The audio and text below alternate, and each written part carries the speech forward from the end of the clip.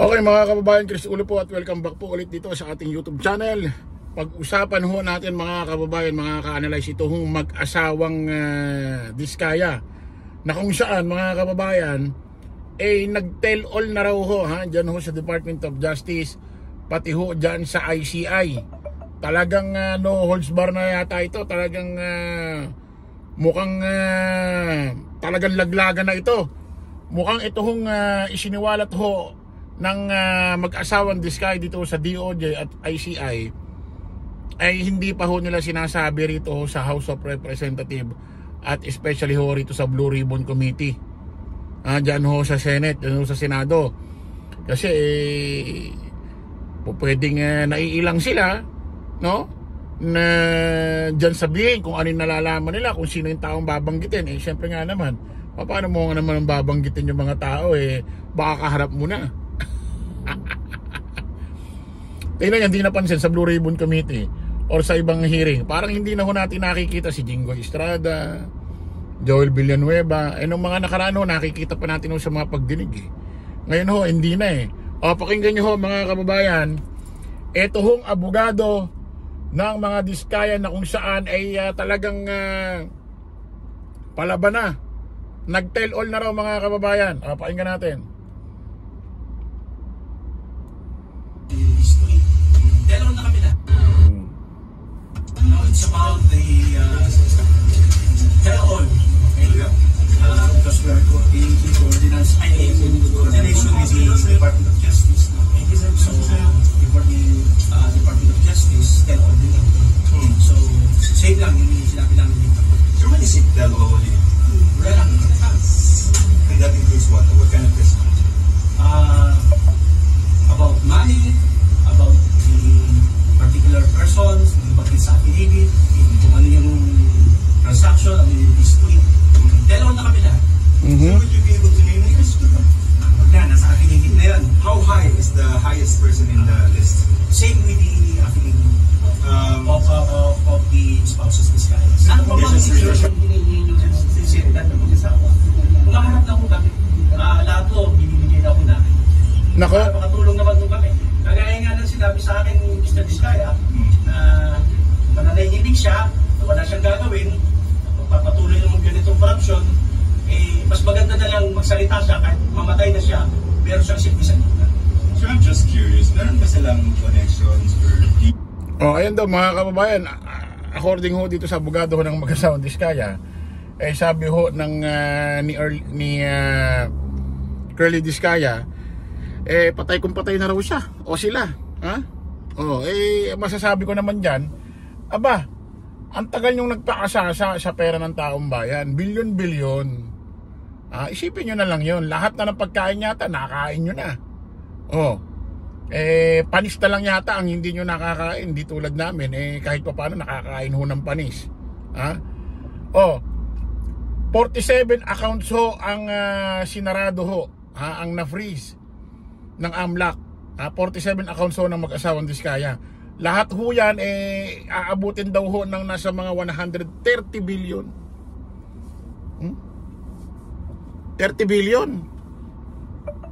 Ayoko naman ho sabihin na sa laki ho ng halaga niyan pwede na yatang patayin itong mag-asawang ito. Sa sobrang ayoko naman sabihin yung gano'n, ayoko naman humantong sa gano'n kasi galit na ho ang taong bayan Isipin nyo nako. Sabi ko nga baka mas lalong dumami ang gumawa ng hindi maganda dahil sa nakikita hong nakawan ho sa gobyerno. Baka lalong matrigger ho ang ibang taong bayan mga kababayan dahil sa ginawa ho nitong mga ito. Yung iba hirap na hirap. Kita nyo naman yung iba nagnakaw lang ho ng gatas para sa apo, nakukulong. Isipin nyo 47 accounts ang na-freeze, aabot daw sa 130 billion. Ano nyo yung perang yan? Ano ba plano nyong bilhin? Tignan natin kung nambobola ba itong si Curly Diskaya. Pakinggan ho natin itong balitang ito. Sana namin yan. Pakinggan nyo ho ito.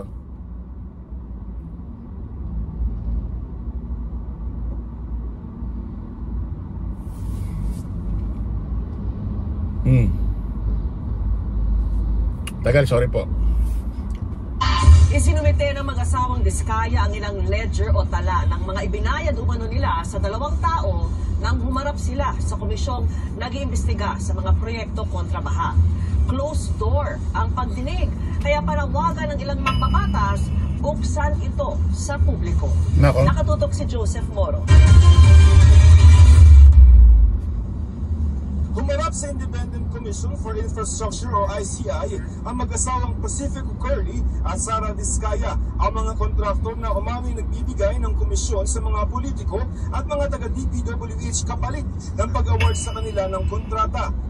Batay sa lumabas sa pagdinig sa Senado mula 2022, siyam sa kanilang mga kumpanya ang naka-corner ng 31 billion pesos sa flood control projects na kinu-question ngayon.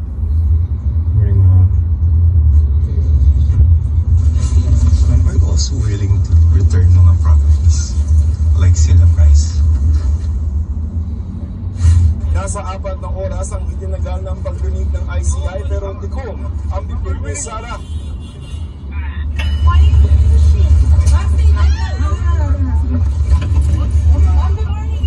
Tama yung inasal mo ngayon, huwag ka na lang magsalita. O, huwag ka na lang din kumibo kung ayaw mo magsalita. Ha? Total, ang importante naman sa ICI yung mga sasabihin mo. Huwag ka nang gumanon. Huwag ka nang mga side comment na ayos, gandahan niyo yung memes ko. Kasi parang nangaasar ka pa sa taong bayan. Para bang para bang pinakikita mo kampante ka sa mga nangyayari. Baka nakakalimutan nyo. Bilyon ang kinurap ninyo. Ha? Kaya wala kayong karapatang parang kayo pa yung biktima. Ha? Tama yun, huwag ka na lang kumibo, ma'am. Ayon sa abogado ng mga Diskaya, nag-tell-all umano ang mag-asawa sa ICI. Nako. Nag-turnover rin sila ng mga ledger ng umano'y mga ibinayad sa 2 katao na hindi muna nila kinilala. Bukod sa mga nabanggit na nilang mga pangalan sa Senado at sa Kongreso, may idadagdag pa raw silang mga pangalan. We'll have a supplemental affidavit. So, magdadagdag kami ng mga pangalan doon. In due time, dapat magtugma yung IB contract, number, kung anong araw, anong project yun, sino tumanggap, magkano porsyento, ganun yun So, kaya nga tell all na kami, wala nang atrasan to. Nako. Mga information that we have to verify as usual because as I mentioned before, kailangan talaga suriin at saka i-review ng mabuti yung mga information na sinishare nila o binibigay nila sa commission. Simula na mag-hearing ang Independent Commission for Infrastructure o ICI, hindi pinapayagan ang media na masaksihan ang pagdinig. Sa mga resource person, as Executive Director nitong si Attorney Brian Osaka, nalalaman ang naging takbo ng pagdinig. Closed door ang hearing ng ICI bilang pag-iingat para daw maiwasan ang trial by publicity at para hindi magamit ang komisyon sa anumang political agenda. Pero may mga nananawagang gawing transparent ang proseso at buksan ito sa publiko. Sa isang Facebook post, sinimok ni Senador Kiko Pangilinan ng ICI na buksan ang pagdinig dahil napakahalaga ng transparency. Ayan mga kababayan, ano muna natin yung dulo ng balita na yan. Doon na muna tayo sa may... Ayan mga kababayan, all out na itong mag-asawang Diskaya. According rito sa kanilang abogado, talagang tell all na. Nag-tell all na talaga itong mag-asawang Diskaya. At may mga idadagdag daw na tao. Nako. Ang mag-asawang Diskaya, hindi nila binanggit si Chis Escudero. Ang nagbanggit dyan ang nagbanggit dyan yung dating undersecretary ng DPWH, si Bernardo. Binanggit na kaya ng mag-asawang Diskaya, nabanggit kaya si Chis Escudero? Or nabanggit din kaya si dating senador Mark, para kasi hindi naman senador ito, laging tahimik, kaya sabi ko dati, itong si Mark Villar. Kasi bakit? After nitong mag-asawang Diskaya, ay nagpunta ng ICI, nag-tell all na, pati sa DOJ, abay bigla na lang nagkaroon ng ganitong balita. Mukhang ikinantaho ng mag-asawang Diskaya itong si Senador Mark Villar. Alam niyo naman si Mark Villar, mga kababayan. 2016 inappoint yan. Pagkapanalo ni Digong sa kanyang pagkapresidente, kauna-unahan niya hong inappoint sa kanyang gabinete, sa kanyang ahensya, secretary, kalihim ng DPWH, eto hong si Mark Villar. Yan ang kauna-unahan, kung di ho tayo nagkakamali. Kauna-unahan niya hong ipinwesto, inappoint sa ahensya ng gobyerno. At according ho sa mag-asawang Diskaya, nung nasa Senate, una silang nagsimula sa mga nakakuha ng engagement project sa DPWH noong 2016. Panahon ho ni Mark Villar bilang sekretary ng DPWH at panahon ho ni Digong. Ay bigla na lang ho nagkaroon ho ng ganito balita Dalawa pa ang opisyal ang ipapasapina ng ICI sa investigasyon ito sa flood control scandal. Ang detalye sa agenda report ni Ivy Reyes. Pinagtahanda ng Independent Commission for Infrastructure o ICI, sina Senator and former Public Works and Highways Secretary Mark Villar, former House Speaker Martin Romualdez. Again, the purpose of the commission at the same time of these hearings is really information gathering. Patuloy muna natin yan.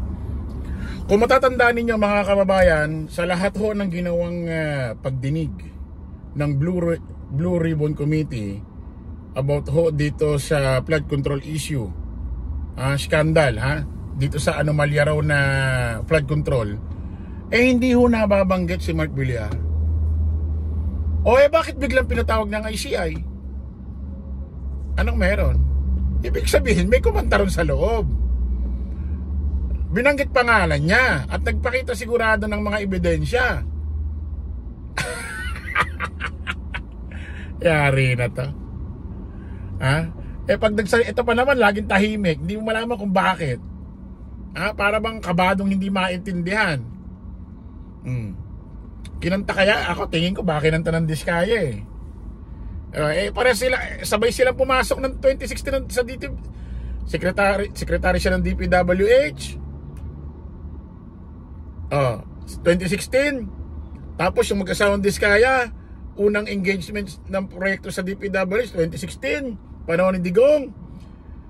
Si Henry Alcantara bilang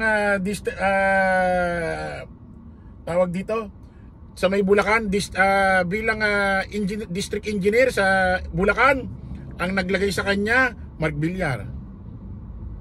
Ito dating undersecretary ng DPWH si Bernardo, ang naglagay sa kanya Mark Villar. Alam na to? Alam na to? So update tayo mga kababayan. Tutok-tutok ulit tayo rito sa ating YouTube channel. Kita kasi po tayo rin sa panibagong vlog. Bye-bye po.